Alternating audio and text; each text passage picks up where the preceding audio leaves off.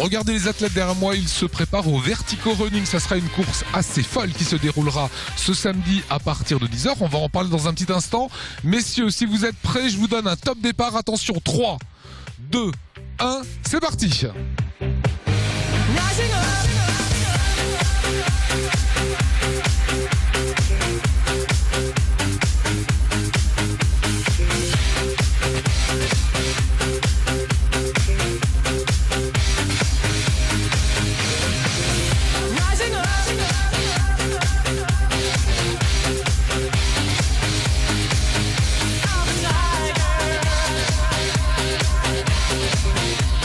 Richard, c'est vous qui organisez cette course, c'est complètement inhumain ce que vous venez de faire à Steve et Christophe. Non, c'est un événement un peu particulier pour notre 60e anniversaire à la Cibar. Nous essayons de faire un événement un peu particulier qui créera un petit peu, on l'espère, de liens sociaux nécessaires entre nos locataires, entre des sportifs, entre des anciens, des jeunes. En fait, faire en sorte qu'on vive bien ensemble et qu'on vienne bien passer un bon moment agréable à l'occasion de ce 60e anniversaire. Alors, on connaissait les courses horizontales, ça c'est la première course verticale que moi je découvre. Hein.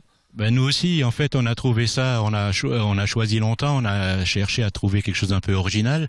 Et le fait d'avoir ces deux escaliers et de pouvoir faire comme au ski des courses en parallèle était pour nous un beau challenge et une belle façon de faire une manifestation un peu extraordinaire. Alors vous aurez un parrain exceptionnel. Va-t-il faire la course? Le parrain, c'est tout simplement Mehdi Bala.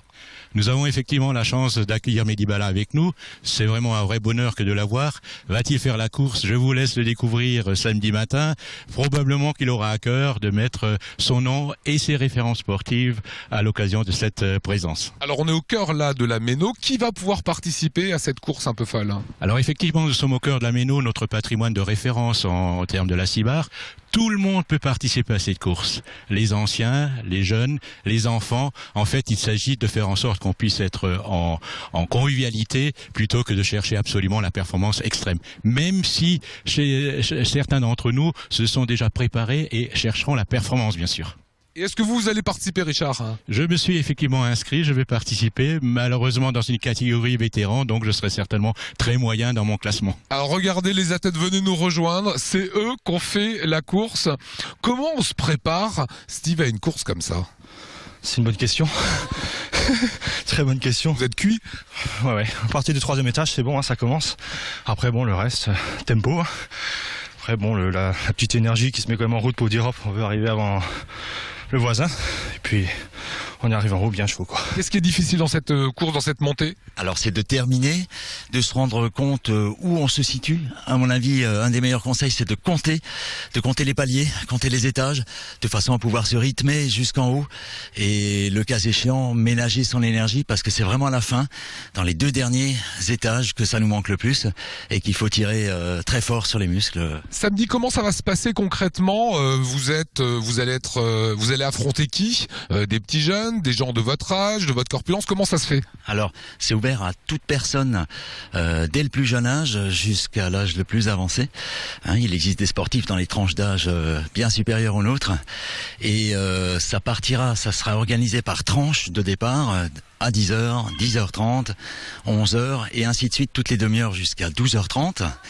Et là seront concurrents des personnes de tout âge, de toute corpulence, l'un contre l'autre. Ça, c'est pour le visuel. Ce qui compte le plus, c'est le chrono à l'arrivée.